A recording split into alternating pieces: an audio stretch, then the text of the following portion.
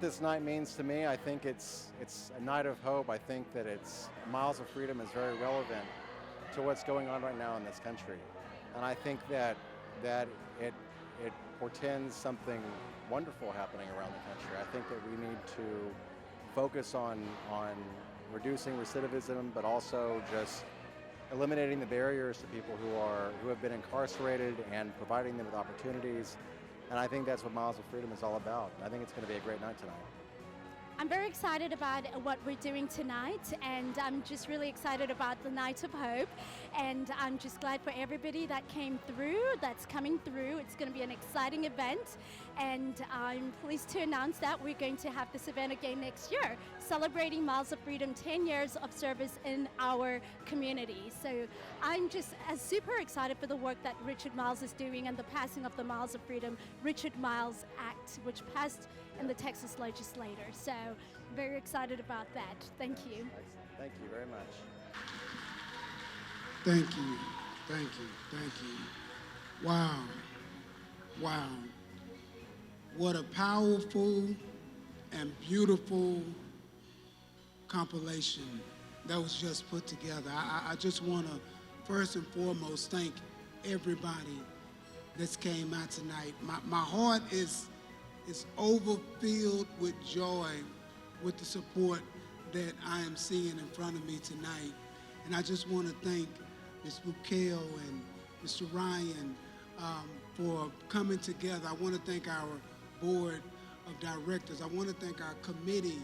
I want to thank our sponsors, Thompson Reuters, our title sponsors, for being a part of this. Thank you, Ms. Gabriel, for allowing me to be, a bug in your ear as we grew. I want to thank Barron and Bud law firm for the leaders of the change, our corporate sponsors.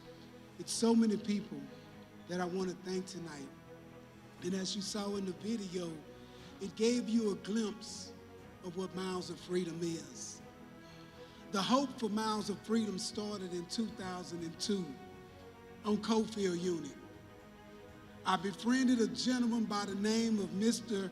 Aubrey Jones, and for the next couple of years, Mr. Aubrey Jones and I would sit on the bunk, drink coffee, and talk about strategizing on building an organization that would be beneficial for men and women returning home from prison.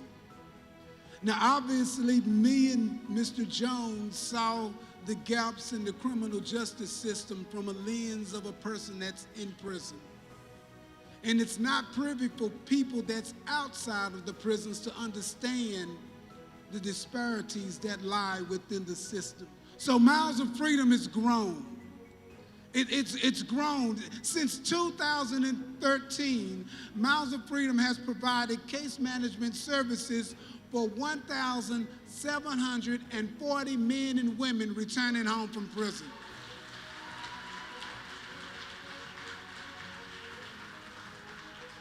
Now keep in mind that's 396 men and women this year during the pandemic.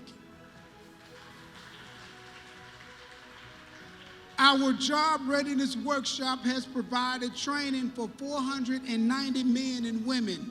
Our workshops are cohort experiences for members to provide knowledge of soft skills, employment sustainability, team building, and financial literacy, which is taught by Frost Bank, which is one of our community partners. Our lawn service has offered 213 people opportunity for transitional employment, while our case management team is able to place them in permanent employment. And clap for that. And one of our earmarks in 2019, the MLK distribution was kicked off, which was a project between Leadership Dallas, Martin Luther King Jr. Center, Miles of Freedom, and the North Texas Food Bank. And since 2019, Miles of Freedom has distributed with our collective partners over 940,000 pounds of food.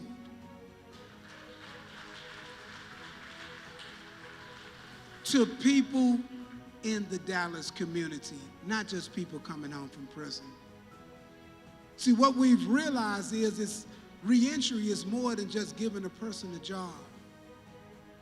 Reentry is more than just giving an individual a $50 check after they have done 10, 15, or 20 years in our Texas Department of Corrections. Reentry is walking beside a person not because of what they've done, but because of what we believe they can do. Reentry is building a cohort not because we want to change laws, but because we want better laws. Reentry is not just helping a person because we feel like they will do wrong. We want to help people because we know we can create a better society and a better community. That's what reentry is, and that's what Miles of Freedom has done for the past 9 years.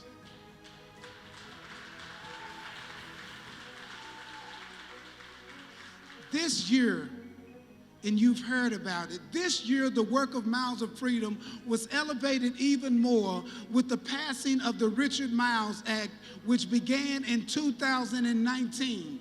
The Richard Miles Act was the only criminal justice bill that came out of this legislation. And when that happened, our board of directors saw the shift.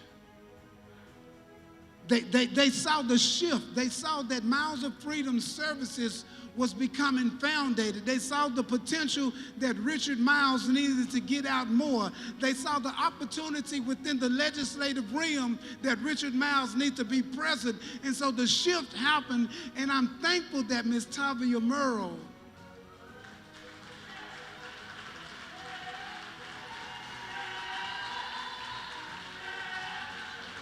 I'm thankful that Ms. Tavia Murrow is now directing all of our programs as I begin to reach out and touch people that really want to change the criminal justice system to a better system, not for just one, but for all. And so as I close, I leave you with one thing. And the one thing that I leave you with is the one thing that each of you gave me as I came into this door tonight. I leave you with hope. So the past years that we've been through, we've all experienced these times of incarceration. We've all been in a state of isolation. We've all dealt with a point of our time where we had to be ostracized or put to the side because of things beyond our control. I experienced that at the age of 19 through a wrongful incarceration, and God allowed me to go through it for such a time as this. And as we move forward, I thank each of you for your support, not only tonight, but in times past, and not only in times past, but as we walk in 10 years moving forward. Thank you for this time. Thank you for this opportunity. I got to thank my wife for coming out before she gets on me. Thank you. Thank you. Thank you.